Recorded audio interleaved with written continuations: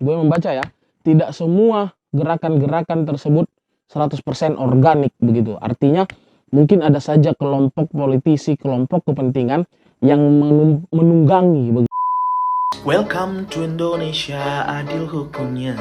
Maling ayam langsung dipenjarakan saja. Yang berdasi berfoya-foya, hasil nilep uang negara. Ups, welcome to Indonesia, lucu orangnya. Banyak yang berkata COVID hayalan saja. Prokes nggak dipatuhi, hal yang biasa. Kalau kena nanti nyalain siapa ya? Hari ini menurut gue sangat begitu menarik untuk kita diskusikan sebagai era baru begitu kan, yang dimana tentu kritik itu merupakan sikap politik juga dalamnya. Namun memang gue juga sepakat dalam penyampaian kritik-kritik ataupun satire begitu kan, kita perlu menganut gaya-gaya sopan santun yang memang kita pedomani sebagai suatu bangsa, yaitu bangsa yang besar begitu kan.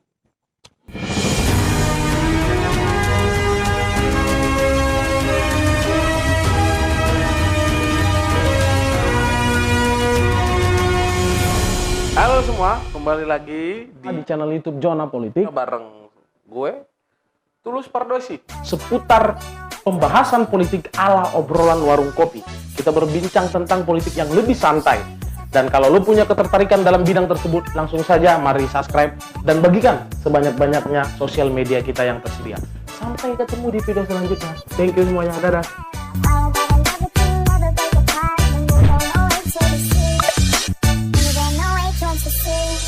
Halo masyarakat Zona Politik, kembali lagi di channel YouTube Zona Politik. Tentunya bareng gue, Tulus Pardosi. Di video kali ini, gue ingin membahas suatu hal yang belakangan sedang ramai begitu. Di TikTok biasa disebut dengan istilah FYP begitu, atau for your page, atau viral begitu kan. Salah satu hashtag yaitu Welcome to Indonesia. Dan sekarang juga sedang trending di Twitter. Salah satu hashtag yaitu Bapak Presiden menyerahlah begitu. Nah, dalam hal ini gue ingin mengajak lu semua untuk mendiskusikan tren ini, mendiskusikan kejadian ini tentu dalam perspektif politik ala obrolan warung kopi tentunya, seperti apa yang ingin gue hadirkan di channel YouTube Zona Politik ini. Yang pertama yaitu berkaitan dengan tren tersebut baik di TikTok dan juga di Twitter. Di situ kita bisa melihat bagaimana ada gaya kritik baru di era boomers atau era milenial ini, atau era generasi pemuda hari ini, di mana pemuda hari ini menyampaikan kritik-kritiknya dengan cara-cara yang lebih kreatif begitu, baik itu melalui lagu. Kalau di Welcome Indonesia tadi ada banyak lagunya, lo mungkin nanti bisa dengar mereka mengcover segala macam. Dan kritik-kritik tersebut tidak hanya terhenti di sistem kita bernegara saja, bahkan mereka mengkritik kehidupan sosial, kehidupan berteman, dan lain-lain tentunya. Tapi yang pengen gue soroti adalah gaya kritik hari ini menurut gue sangat begitu menarik untuk kita diskusikan sebagai era baru begitu kan. Yang dimana tentu kritik itu merupakan sikap politik juga dalam skup yang kecil begitu. Bagaimana seseorang menyampaikan pandangannya terhadap satu isu, baik itu berupa kritik, apresiasi, dan lain-lain.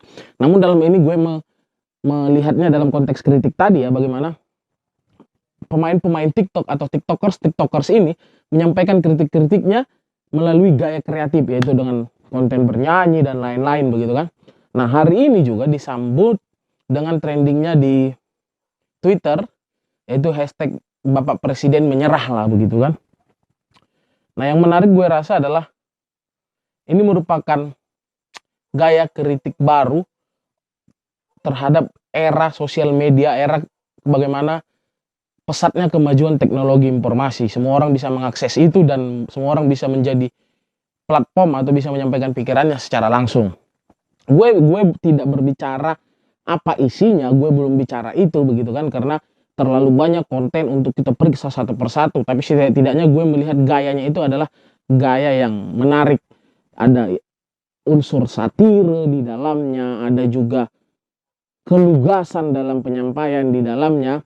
Namun memang gue juga sepakat dalam penyampaian kritik-kritik ataupun satire begitu kan, kita perlu menganut gaya-gaya sopan santun yang memang kita kita pedomani sebagai suatu bangsa, yaitu bangsa yang besar begitu kan. Nah, bagaimana lu semua masyarakat zona politik begitu kan? Apakah lu ikut juga terlibat meramaikan tren itu untuk membuat video di TikTok ataupun sekedar membuat tweet yang menggunakan hashtag menyerahlah Bapak Presiden? Walaupun gue membaca ya, tidak semua gerakan-gerakan tersebut 100% organik begitu. Artinya mungkin ada saja kelompok politisi, kelompok kepentingan yang menunggangi begitu kan. Ya, tapi tentu saja itu di luar dari kendali para generasi muda atau para tiktokers yang mungkin hanya mengkritik berdasarkan keresahannya saja, berdasarkan sikap politiknya saja.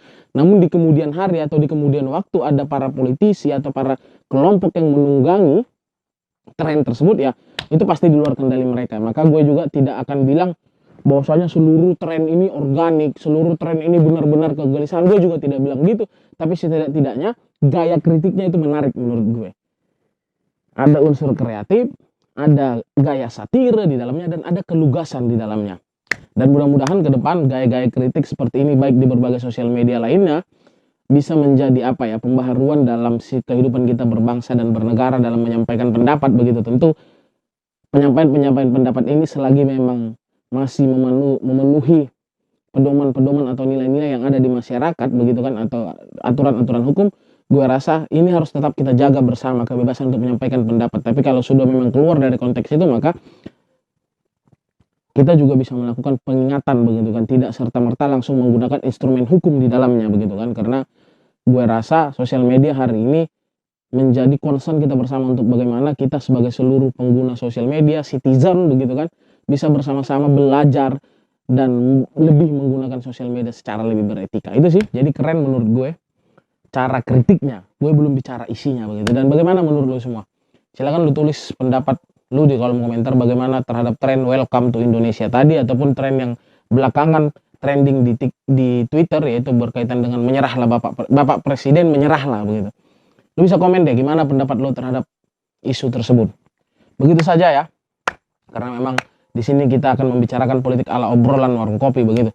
Kalau lu suka video-video seperti ini, lu bisa subscribe, like, dan tinggalkan komentar di kolom komentar, ataupun lu bisa share sebanyak-banyaknya. Nah, di samping itu juga Zona Politik tidak hanya tersedia di YouTube, tapi kita juga ada di Facebook, di Instagram, dan juga di TikTok. Jadi lu bisa follow, dan di sana konten kita berbeda-beda, cara pengemasannya, cara penyampaiannya begitu. Thank you semuanya yang sudah menonton video ini sampai akhir. Sampai ketemu di video selanjutnya. Dah.